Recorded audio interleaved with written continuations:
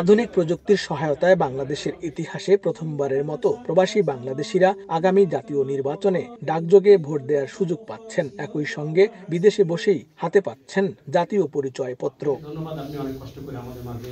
স্থানীয় সময় বৃহস্পতিবার যুক্তরাষ্ট্রের লস অ্যাঞ্জেলেসে বাংলাদেশ কনসুলেটে প্রবাসী বাংলাদেশিদের এনআইডি ও ভোটার নিবন্ধন কার্যক্রমের আনুষ্ঠানিক উদ্বোধন করা হয়। অনুষ্ঠানে এ কার্যক্রমের বিস্তারিত তুলে ধরেন এনআইডি মহাপরিচালক ASM হুমায়ুন কবির। এ সময় কনসাল জেনারেল সহ বেশ কয়েকজন প্রবাসী বাংলাদেশির হাতে আনুষ্ঠানিকভাবে জাতীয় পরিচয়পত্র তুলে দেন তিনি। ইলেকশন কমিশন ইলেকশন রিলেটেড আর কোনো কাজ করছে না, পূর্ব প্রস্তুতি গ্রহণ করা ছাড়া।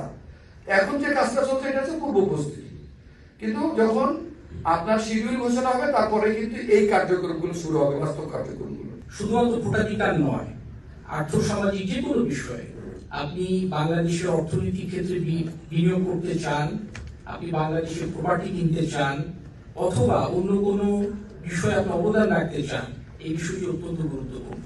প্রবাসী বাংলাদেশিরা ভোটার ফর্ম পূরণের পর নির্বাচন কমিশন আবেদনকারীর সব তথ্য তদন্ত করবে। সঠিক হলেই হতে পারবেন ভোটার। একই সঙ্গে তার এনআইডি পাঠিয়ে দেওয়া হবে সংশ্লিষ্ট দূতাবাসে। ইসির postal vote BD app download করে আবেদন করতে পারবেন প্রবাসীরা।